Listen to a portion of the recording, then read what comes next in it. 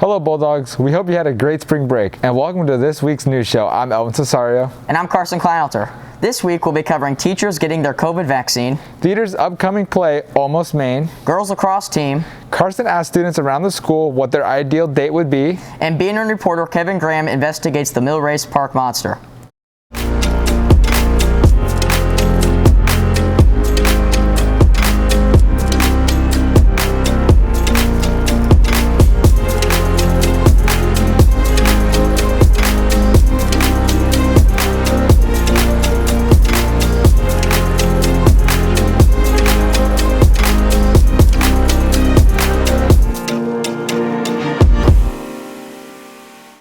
With the COVID vaccine Pfizer made available to adults here in Columbus, a handful of North teachers stepped in line to get theirs.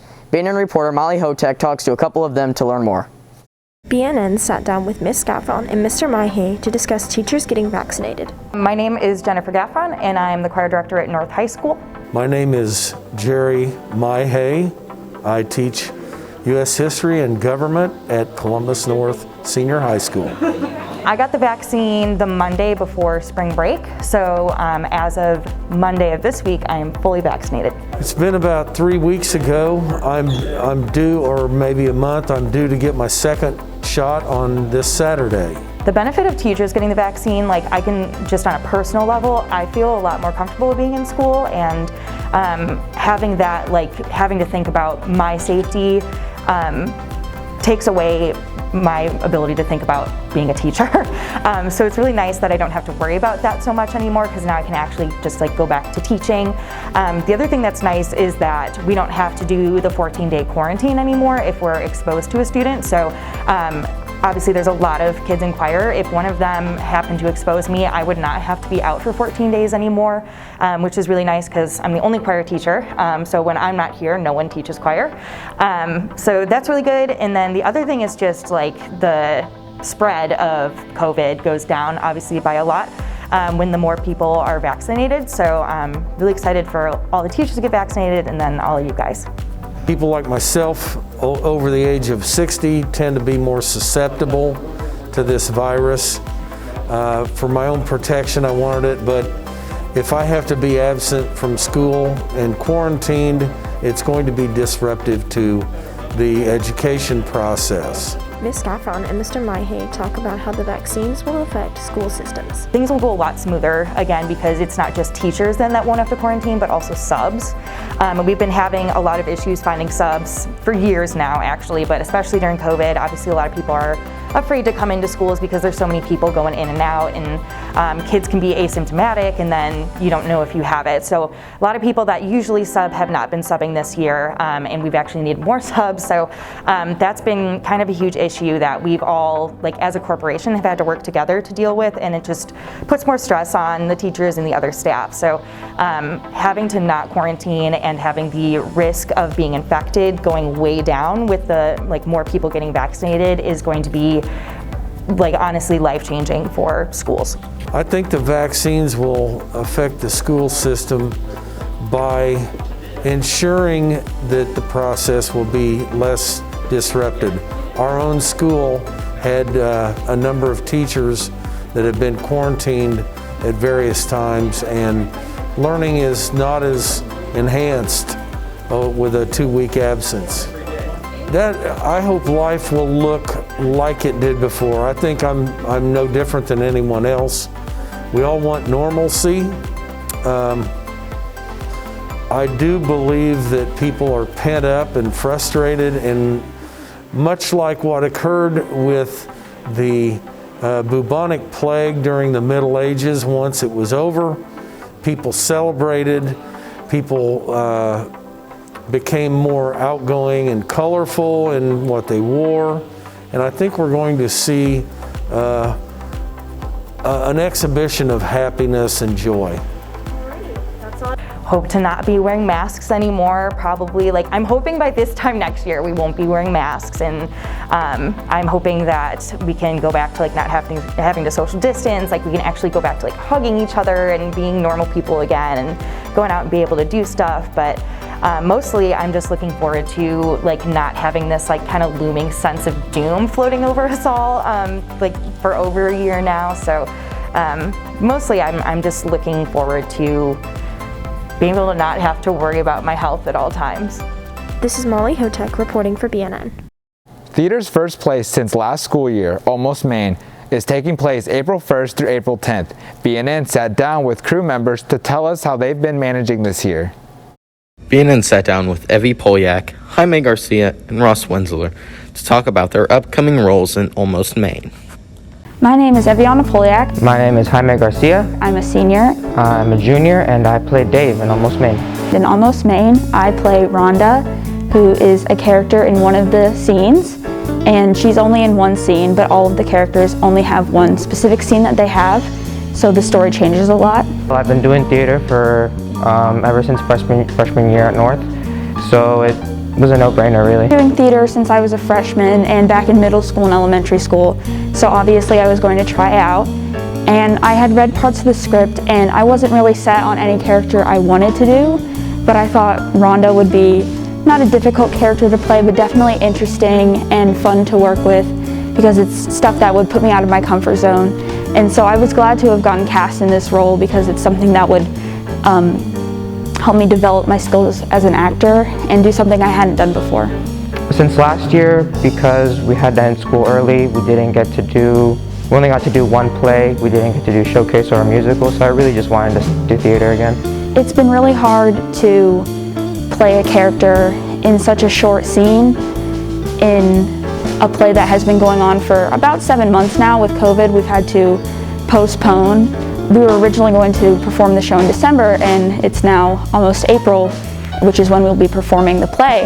And so to have such little material, my scene is 10-15 minutes long, to have to keep it interesting to myself and to people who are in my scene and to the director watching, to keep it interesting over that amount of time has taken a lot of skill and changing things up and figuring out what's the best way I can play this that it'll keep it interesting to me and so interesting to my audience. I think while rehearsing has been hard with people out for contact tracing or testing positive, it helps to have a small cast because each scene only has one other person with you or at the most 2 other people in your scene. And so you get really close with the other person in your scene and you can create more chemistry to bounce off of them, so when you're performing it seems more natural or a way that it feels like you're not acting as much. More than anything, it's just memorization with lines. I've always struggled with it, but I mean, it's just repetition and getting to know your script better. I think that we've done great, especially given the fact that we've had to change a lot of things, especially with the pandemic, and also we had a power outage in the auditorium, so I think that we've been able to overcome that and the show looks great. I think everyone has done a really good job dealing with the postponed show and the troubles that we've had to go through with COVID and everything. Everyone is just doing the best they can, and I think it'll show when we perform.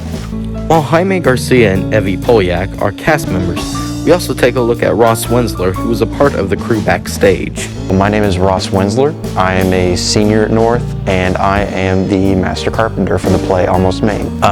When I first joined crew my freshman year, I was kind of nervous. I hadn't really done something like that before. It really got me out of my comfort zone, and I honestly have enjoyed it ever since. Mainly just the overall experience. I was on running crew for the first play that I did freshman year, As You Like It, and I really enjoyed being backstage and just interacting with others. To be honest, recently the pandemic, it's really hit us hard, especially with the deadlines that we've had. We've had to reschedule and postpone, so just trying to make the deadlines has probably been the hardest thing because of the pandemic.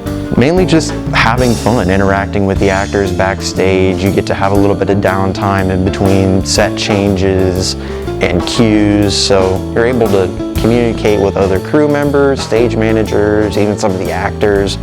Some of my best memories have been working backstage and just interacting with the actors. I'm Seamus Milligan, reporting for BNN.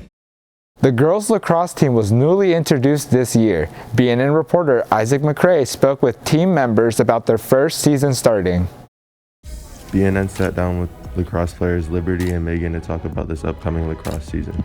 My goals for the season are just to improve as a team and then recruit more players, and then also we just really need to learn the rules of the game. Basically, I mean, we're a new team, so it's kind of difficult. Like, I don't expect to win a ton of games, but just to have fun and let other people learn about lacrosse because it's such a fun sport to play. COVID's affected us because when we were inside practicing, we had to actually wear masks while we were running, which was very difficult. And then not to mention the fact that just recruiting at the beginning of the season has been really hard because people weren't sure if they're able to come to the practices or the games. Well, I mean, we had to, like Liberty said, we had a lot of practices inside. We had to wear masks. That was issues. Playing games, a lot of teams aren't playing this season, so scheduling games is harder. I'm preparing the team we're doing a lot of practices. We're having 4 times a week, and then we're having a scrimmage on Monday right before our first game, just so we can kind of actually spread out on the field and learn what we're supposed to do and what we're not supposed to do so we don't get as many calls. This is Isaac McRae reporting for BNN. This week I walked around the hallways and asked students what their ideal date looks like to them. Here's what they had to say. We'll also be taking a look at reporter Kevin's investigation on the mill race monster. Hello Bulldogs. Today we're going to be asking students what their ideal date is. What's your ideal date? Ideal date? Probably going to Culver's because I love their ice cream. Me too. What's your ideal date?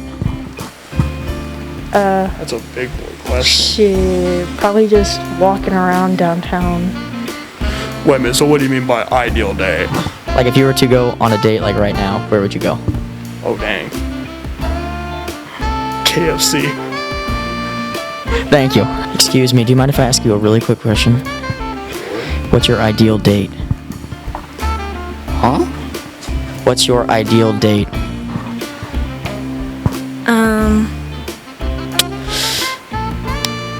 Going out to eat. Walk in the park. Ice cream. Nice. Can I ask you a really quick question? No. What's your ideal date? Picnic. Will, can I ask you a really quick question? Seriously? What's your ideal date? Nah, never mind. What's your ideal date? Cuddling. Huh? Cuddling. Cuddling? Yeah. Hiking. Do you think that? Yeah. Okay, thank you. What's your ideal date? My ideal date is probably just staying in and watching a movie. What's your ideal date? My ideal date? Yeah. Your sister? No, like what would you do for a date? Probably go out, eat dinner somewhere, maybe the movie, something like that. Can I ask you a really quick question? I know, I always see you. What's your ideal date? I don't know the movies. What's your ideal date? Ideal date? Yeah. I don't know, probably go on a nice car ride, take her on a nice restaurant, and then watch the sunset with her. That's it for today, Bulldogs. I'll see you guys in the next one. In November 1974, at the height of the Watergate scandal, the dark shadow of a 7-foot-tall, hairy, slimy beast was cast over Columbus, Indiana. The setting, Millrace Park, then known as Death Valley due to the constant flooding from the White River, where the Driftwood and Flat Rock streams convene. 2 women sat in a parking lot, enjoying some fast food, likely in this very spot. All at once, a beast loomed before them, and in their panic, they were frozen. They said it seemed to have a green hue as if tinted by moss and a large build. The creature attacked their car, leaving claw marks in the hood and even the glass of the windshield. Here today, I will be attempting to contact the titular mill race monster that possibly still stalks these woods.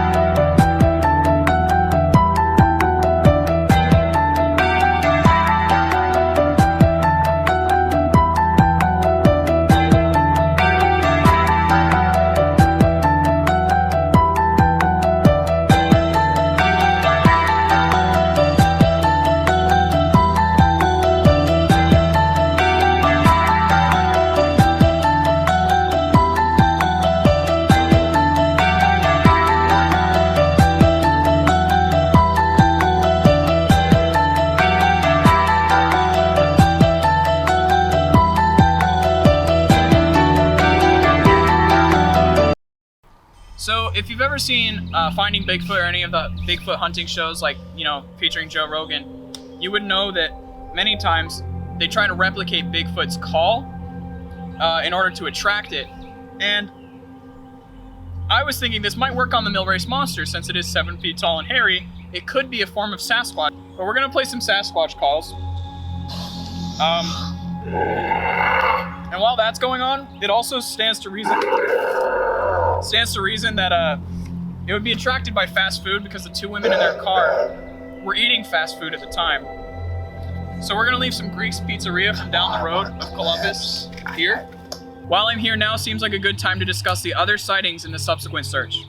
Within the same week, further validation was brought to the case as 2 men with hunting dogs trekked through the wooded areas of the park. They claimed to have once again spotted the beast. Upon seeing it, they fled and came back later in the night more prepared. The most titular item they brought was a pair of binoculars, ones they claimed to have spotted the beast with. They then phoned the police about seeing the beast. At the time, they were supposedly totally unaware of the monster, as word of the car attack was not in the public sphere. Many believers cite this as proof of the monster, as 2 unrelated groups had no reason to accurately report seeing the same creature, only days apart. Both descriptions matched perfectly: 6 to 7 feet tall, green, hairy, and with a thin layer of slime. Skeptics have 2 theories to explain the monster. The first is what I like to call the chupacabra theory. A comment on Cryptopedia says there are many giant, toothy, smelly creatures in that park. The reason I call it the chupacabra theory is because many believe that the chupacabra is actually just a dog that has mange. The Millrace monster could have been many things, such as a moss-covered predator who had fallen in the lake, explaining the green hue and viscosity. Another theory is the costume theory. Many YouTube comments on videos about the monster claim that the monster was just a person in a suit. One comment even asserted, "My father was friends with the guy who did this." A comment on the Cryptopedia page for it even goes as far as putting a name to the man behind the mask. Millrace monster was a man named Rick Dugworth dressed in a costume. Many big hairy monsters have been revealed to be people in gorilla suits, such as the infamous blurry walking Bigfoot picture, such as the infamous blurry walking Bigfoot video. Something that leads credence to both its existence and non-existence is a search that took place after. For days after the event, both police and mob of citizens scoured the woods looking for the monster. Starting around November 11 and only fizzling out slowly after further police involvement, the number of people searching rose so high the police considered it a public danger. Many would go to Millrace late at night with clubs, knives, and even guns. Over the weekend, hundreds showed up in droves, and the police had to set a curfew, banning people from Millrace after dark. Believers say the police's concern was unprecedented and that they wouldn't waste their time looking for a monster if it was unwarranted. Detractors say the police were looking for a costume man. However, a man in a costume does not explain the scratches left on the car and the apparent size of the monster.